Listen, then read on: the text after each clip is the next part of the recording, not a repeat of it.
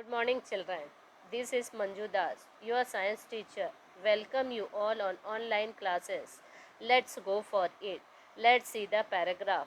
Cleaning the environment.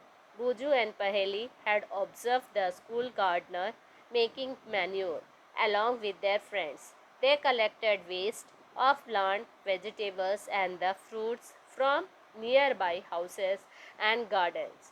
They put them in a pit meant for waste disposal. After some time, it decomposed and got converted to manure. Buju and Paheli wanted to know how this had happened. Yes, from this paragraph, we had learned that the two child Buju and Paheli had conversation about how to make manure. They were collected all the biodegradable waste and dumped into a pit and kept for a long time to decompose, to convert into manure by action of certain microorganisms. Just below this paragraph, one activity is given there. See that activity. Take two pots and fill each pot half with a soil. Mark them A. First pot mark them A, and the second pot mark them B.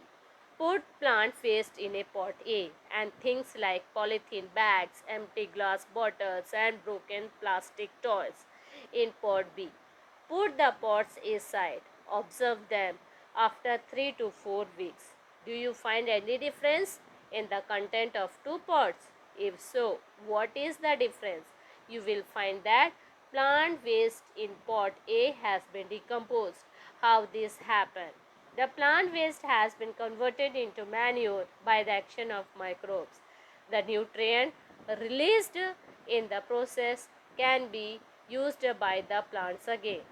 Did you notice them? In pot B, the polythene bags, empty glasses, bottles, and broken toys parts did not undergo any change. The microbes could not act on them and convert them into manure.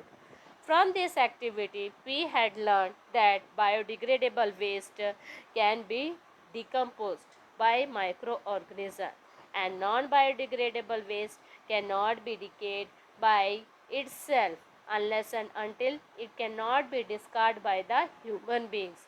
It remains for a long time as it is. Now see the next paragraph, that is, you often see large amount of dead decaying organic matter in the form of decaying plants and sometimes dead animals on the ground. You find that they disappear. After some time, this is because the microorganism decompose dead organic waste of plants and animals, converting them into simple substances. These substances are again used by other plants and animals. Thus, microorganisms can be used to degrade the harmful and smelly substances and thereby clean up the environment. Yes, from that above paragraph, we had learned that microorganism played an important role in our life. Microorganism helps in cleaning the environment. It grows on the dead bodies of plants or animal waste and convert it into simple substances. Some are eaten by them and some are decomposed, and in this way they help in cleaning the environment. Without microorganism our life will be impossible. We cannot survive on the earth. So last paragraph, that is a harmful microorganism. Now see, let us see that microorganisms are harmful in many ways. Some microorganisms cause disease in the human beings, plants and animals. Such disease causing microorganisms are called as a pathogens.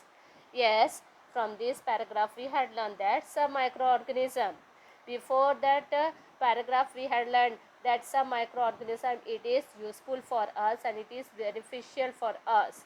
But some microorganism which is harmful for us, that is called as a foe, and this microorganism causes a certain disease in the human beings, plants and the animal.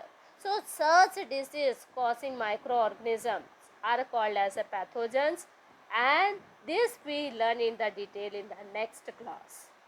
So thank you.